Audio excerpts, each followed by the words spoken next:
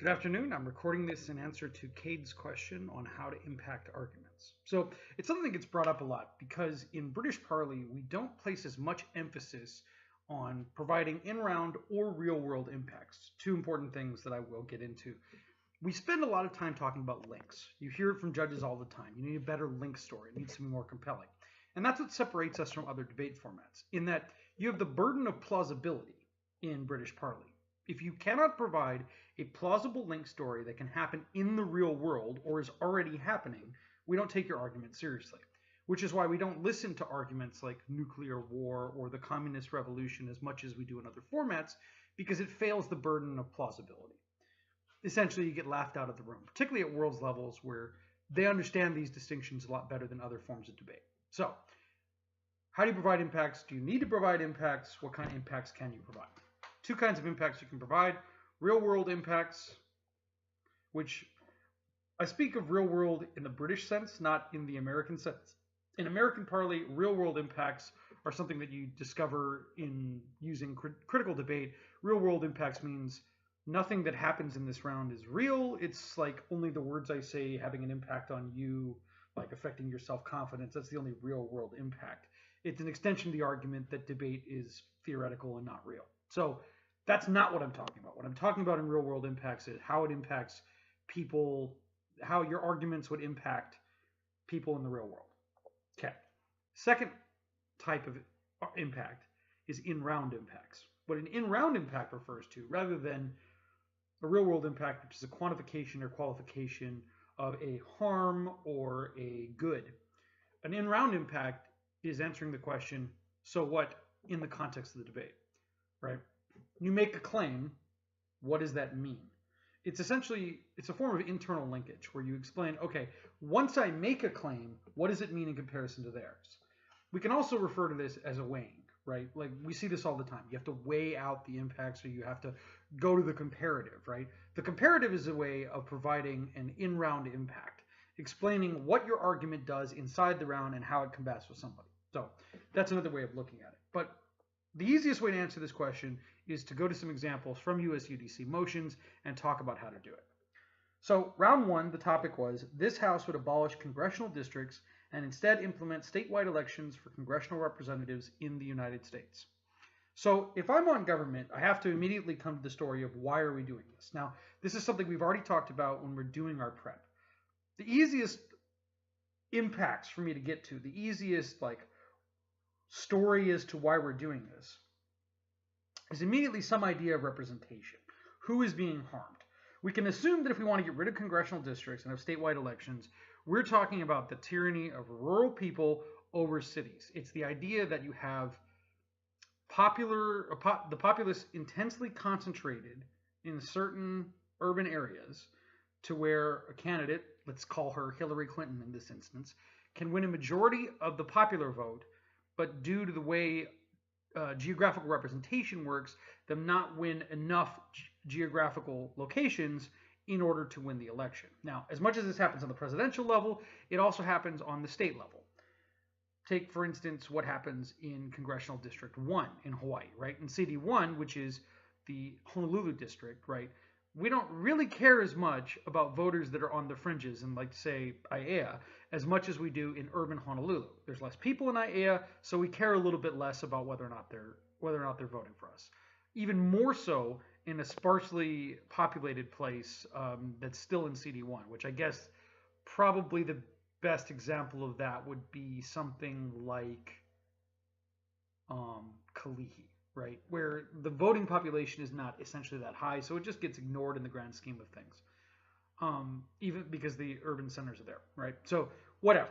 We can assume that there's going to be some sort of representational claim here. How do you express the harms? So we know what the claim is. The claim is the person that's winning the majority of votes is not winning elections. That's not good because they lack a popular mandate.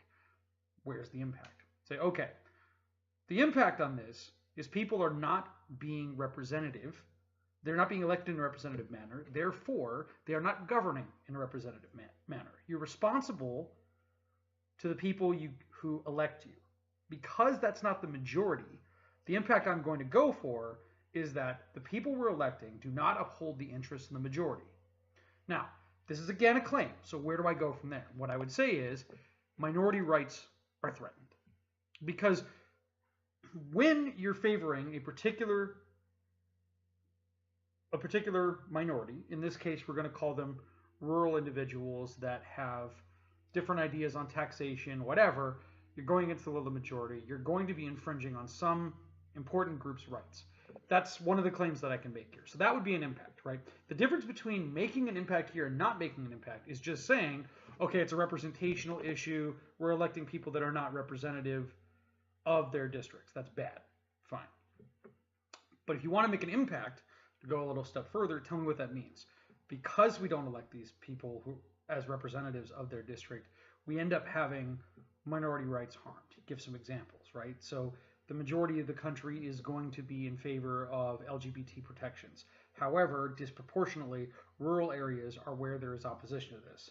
The more you favor geographical representation as opposed to population representation, the more you're going to get conservative, backwards voters who oppress LGBT individuals through voting. That's a problem. Okay, so that would be how you get to an impact. Another example on this can be found in round 3. Easier one to conceptualize. This House would ban charities that seek out women and give them money in exchange for sterilization or taking long-term birth control, right? So if I'm on government, I need to provide a justification to ban these kind of charities. Basically, I get to run sterilization bad. And so we can talk about how sterilization is a way of preventing preventing diversity in the long term, right? Because when you sterilize individuals at a low income level, etc., it's a eugenics-based decision that you're trying to remove some characteristics from the population. An easy way to say this, a lot of people who have made this argument before in the past to justify this, is that individuals who are down on their luck on the poor side of society have different biological characteristics than those who are successful.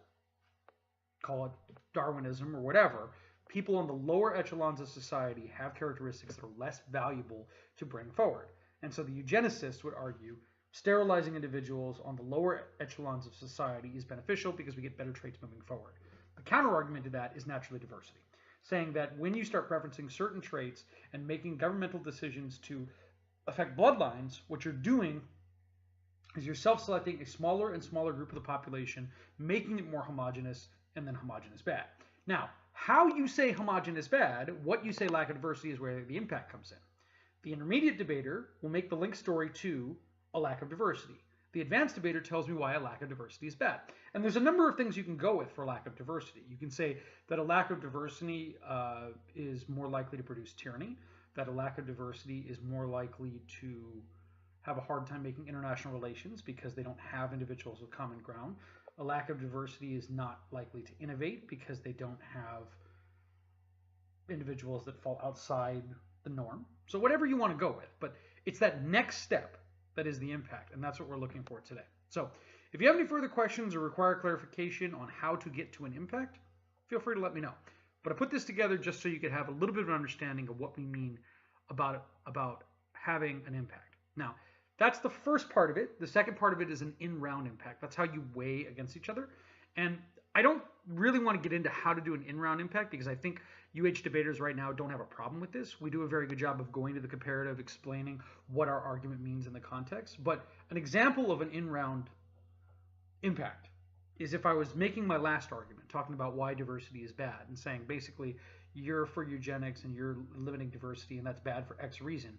How do I make a claim on their argument and say, okay, therefore this justifies a ban, right? So I'm going back and explaining, okay, why am I making this argument? I'm making this argument to A, justify a ban, which is my primary win condition. So that would be how I do an in-round impact, explaining to the judge, why am I making this argument? Because if you make arguments, even if they're properly linked and they lead to a decent impact, if you can't explain why you were making that argument or how it relates to the motion, it's not successful. So you want to try to make arguments that are obviously linked to the motion, that is, but if you don't, if you have more of a second or third level argument, be sure that you link it back because that's the only way you're going to have any impact in round. So that should answer both ways of how to do an impact. Hopefully this video was helpful. If it was, let me know. If not, give me some feedback and we'll fix it for next time. I'm out.